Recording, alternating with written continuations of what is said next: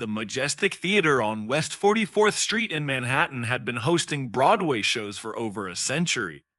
On this particular Tuesday evening in October, the golden lights dimmed as the curtain rose on The Lion King, and 1,600 theatergoers settled into their red velvet seats for what they expected to be a magical evening. Among the staff ensuring everything ran smoothly was Marcus Williams, 52, a theater usher who had been working at the Majestic for 18 years. While most people saw ushers as simply the folks who hand out programs and help find seats, Marcus understood his role differently. He was a guardian of the theater experience, responsible for the safety and comfort of every single person who walked through those doors. Marcus had the kind of observational skills that come from years of watching people. He could spot a pickpocket from across the orchestra section, identify someone who'd had too much to drink during intermission, and sense when a patron might be having a medical issue before they even knew it themselves. His colleagues often joked that he had eyes in the back of his head, but Marcus took his responsibilities seriously. In his mind, every show was a trust between the theater and its guests, and he was part of that sacred contract. That evening, Marcus was assigned to the mezzanine level, where he could oversee Rosa through P from his position near the side aisle. The show had started perfectly. The opening number brought the usual gasps of wonder from first-time visitors, and the audience was completely engaged. Marcus allowed himself a small smile as he watched children's faces light up during the animal parade sequence. After 18 years, he still got a thrill from seeing people experience live theater magic. About 20 minutes into the first act, during a quieter scene with Simba and Nayla, Marcus noticed something that made him pause. In row K, seat 14, a woman in her early 60s was sitting unusually still, while everyone around her was leaning forward, engaged in the action on stage. She was pressed back against her seat, her hand resting on her chest. Marcus had seen this before. The combination of excitement, the warmth of the theater, and the emotional intensity of live performance could sometimes trigger health issues, especially in older patrons. But this woman, he'd noticed her earlier when she'd arrived with what appeared to be her daughter and granddaughter, looked different from the usual case of someone feeling overwhelmed. Her breathing appeared labored, and even in the dim theater lighting, Marcus could see that her complexion had gone pale. Most concerning, she was gripping the armrest with her left hand while her right hand remained pressed against her chest. Classic signs of cardiac distress. Marcus faced a dilemma. The show was in progress, and interrupting a Broadway performance was not something done lightly. The actors on stage were professionals who could work through minor disruptions, but extracting a patron during a scene could be disruptive to both the performance and the other audience members. However, if this woman was having a heart attack, every second counted. He decided to move closer for a better assessment. He tricked his stealth that all experienced ushers develop. Marcus made his way down the side aisle toward row K. The woman's daughter, sitting beside her, seemed focused on the stage and hadn't noticed her mother's distress. The granddaughter, maybe 8 or 9 years old, was completely absorbed in the colorful costumes and music. As Marcus approached, he could see that the woman's breathing was definitely irregular, shallow, quick breaths that suggested she was in significant distress. Her lips had taken on a slightly bluish tint, cyanosis he remembered from the first aid training all theater staff received. This was not anxiety or excitement. This was a medical emergency. Marcus knelt discreetly beside row K and whispered to the woman, "Ma'am, are you feeling all right? I'm Marcus, one of the theater staff." The woman turned toward him, and he could see fear in her eyes. "I can't breathe very well," she whispered back. "My chest feels heavy." "Are you having chest pain?" Marcus asked quietly. She nodded, tears forming in her eyes. "I didn't want to ruin the show for my granddaughter. It's her birthday." Marcus's heart went out to her, but he knew that her health was more important than any show. "What's your name, ma'am?" "Ma'am." Dorothy Chen. "Dorothy, I'm gonna get you some help, okay? But first I need you to tap your daughter's shoulder and let her know you're not feeling well." Dorothy did as instructed, and her daughter Linda immediately turned with concern. "Mom, what's wrong?" "I think your mother might be having a heart issue," Marcus whispered. "We need to get her medical attention immediately." Linda's face went white. "Oh my God. Mom, why didn't you say something?" "I didn't want to worry you," Dorothy whispered, "and Sarah's been looking forward to this for months." She glanced at her granddaughter, who was still mesmerized by the stage. Marcus had to make a quick decision. The nearest exit was about 30 feet away, but getting Dorothy there would require moving past several other patrons, which would be disruptive. More importantly, he wasn't sure she should be walking at all in her current condition. "Linda, I need you to stay calm," Marcus said. "I'm going to radio for medical assistance. Can't send him by for every show. Dorothy, I want you to try to relax and breathe slowly. Don't try to get up yet." Marcus activated his radio using the theater's code system for medical emergencies. "House manager. This is Marcus on Mez level. If a code blue in row K, seat 14. Need medical response immediately. Within 90 seconds. Sarah Rodriguez, one of the theater's trained medical staff, appeared at Marcus's side with a small medical kit. The Majestic, like all major Broadway theaters, maintained a team of staff members with advanced first aid training specifically for situations like this. "What do we have?" Sarah asked quietly. "Dorothy Chen, early 60s, chest pain, difficulty breathing, cyanosis beginning," Marcus reported. "Symptoms started about 10 minutes ago." Sarah quickly assessed Dorothy's condition. "Mrs. Ken, I'm Sarah, and I'm trained in emergency medical care. On a scale of 1 to 10, how would you rate your chest pain?" 7, maybe 8, Dorothy whispered. Sarah checked Dorothy's pulse and found it rapid and irregular. "I'm going to give you an aspirin to chew, and we're going to get you to a hospital immediately. Marcus, can you help me get her to the lobby?" "Of course," Marcus replied. He had done this before, but never during such a high-profile show. The challenge was moving Dorothy without disrupting the entire row and drawing attention from the stage. Marcus had an idea. "Linda, can you take Sarah to the lobby and create a clear path to the exit? I'm going to help your mother move during the next song when there's more noise and activity." "What about Sarah?" Linda asked, referring to her daughter. "I'll handle that," Marcus said. "Sarah, sweetheart." He whispered to the little girl, "Your grandmother needs to step out for a moment, but she wants you to keep watching the show for her." "Okay, your mom will be right back." The 8-year-old nodded, still focused on the stage, not fully understanding the gravity of the situation. As the next musical number began, Marcus and Sarah carefully helped Dorothy to her feet. The increased volume and movement on stage provided perfect cover for their slow journey to the aisle.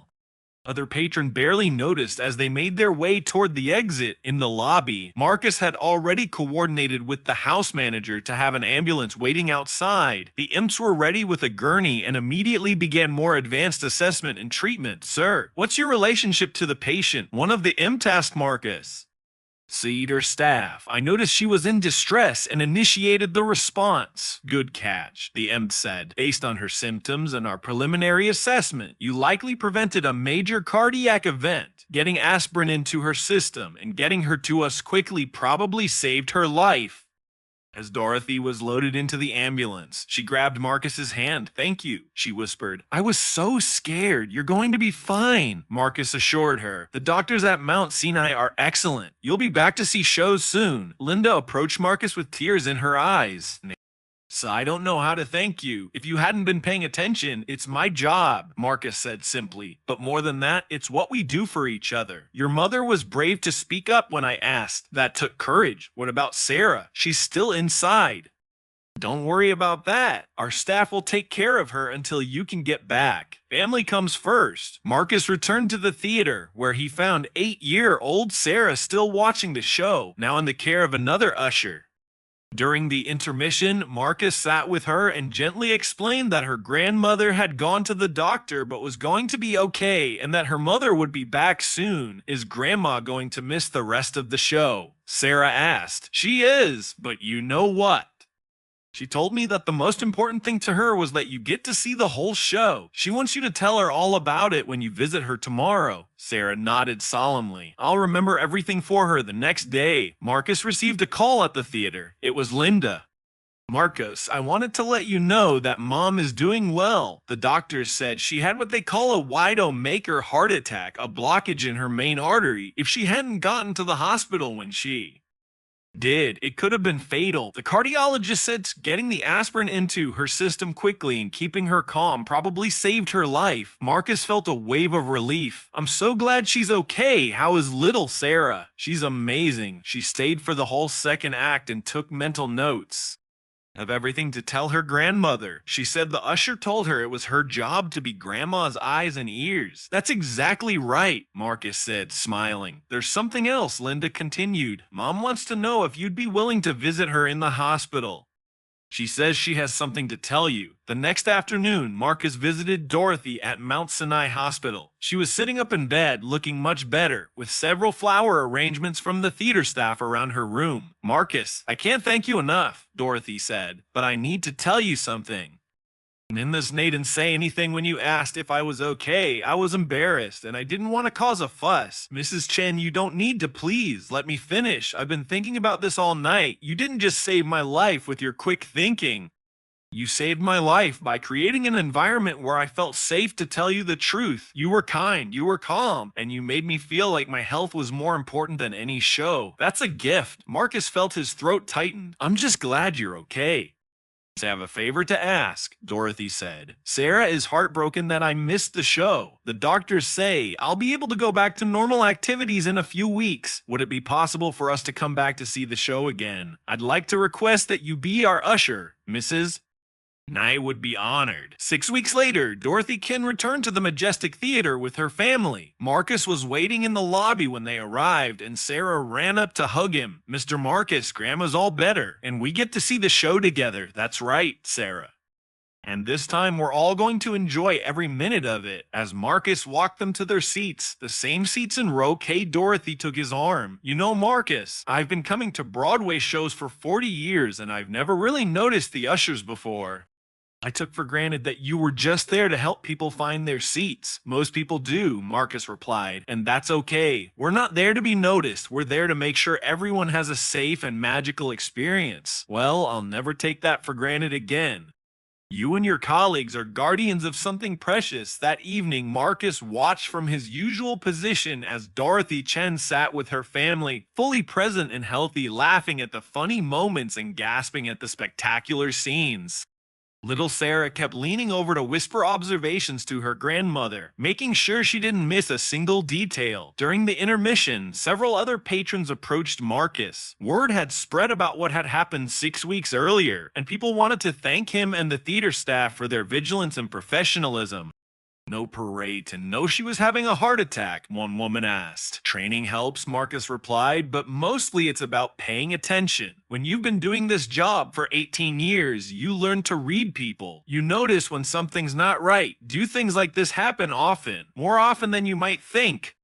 Medical emergencies, lost children, people who've had too much to drink, panic attacks during intense scenes. We're trained to handle all of it. The show must go on, but not at the expense of people's safety and well-being. As the second act began, Marcus reflected on his role in the theater. He'd never aspired to be famous or recognized. He'd simply found a job that allowed him to be part of something magical while using his natural instincts to help people. Every night, he was trusted with the safety and comfort of hundreds of strangers, and he didn't take that responsibility lightly. After the show, as the last patrons filed out, Dorothy Chen approached Marcus one final time. I have something for you, she said, handing him a small wrapped package. It's not much, but I wanted you to have it. Marcus opened the package to find a beautiful pen with an inscription. To Marcus Williams, guardian of the theater. With gratitude, Dorothy Chen. Mrs. Chen, this is beautiful. But you didn't need to. I absolutely did need to. You gave me the gift of time. Time with my granddaughter. Time to see her grow up. Time to keep making memories. That's priceless. As Marcus walked home that night through the neon-lit streets of Times Square, he thought about the thousands of people who worked behind the scenes to make Broadway magic possible. Security guards, janitors, technicians, box office staff, all the people who remained invisible while ensuring that the show could go on safely.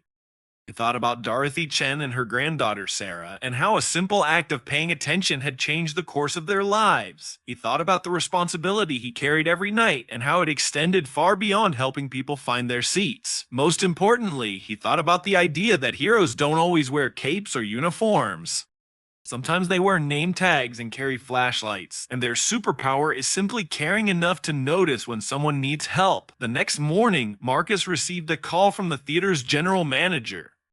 Marcus, I wanted to let you know that the Chen family sent a letter to the theater's board of directors describing what happened and commending your actions. They're recommending you for our Employee Excellence Award. That's very kind of them, but I was just doing my job. That's exactly why you deserve recognition. You understand that just doing your job sometimes means saving lives. Today, Marcus Williams still works at the Majestic Theater, still watches over patrons with the same careful attention he's always shown on his name tag. He now wears a small pin, a gift from the theater management that reads Guardian Angel. He's never been prouder of a job title. And every few months, Dorothy Chen and her granddaughter, Sarah, return to see shows, always requesting seats in Roque, always making sure Marcus is their usher. Sarah, now a few years older, has decided she wants to work in theater when she grows up, inspired by the people who work behind the scenes to take care of others. This story reminds us that heroes are often hiding in plain sight, wearing uniforms we see every day but rarely notice. They're the people who take their responsibility to others seriously, who pay attention when it matters most, and who understand that sometimes the most important part of any job is simply caring about the people around you. Have you ever been helped by someone in a service role who went above and beyond? Have you noticed the quiet professionals who keep you safe in public spaces? Share your stories in the comments below. And if this story touched your heart, don't forget to subscribe to Humanity Lessons, where we believe that every heartbeat has a story worth telling and every person has the potential to be someone else's hero. See you in the next story. Until then, remember to notice the guardians around you. They're watching out for you every single day.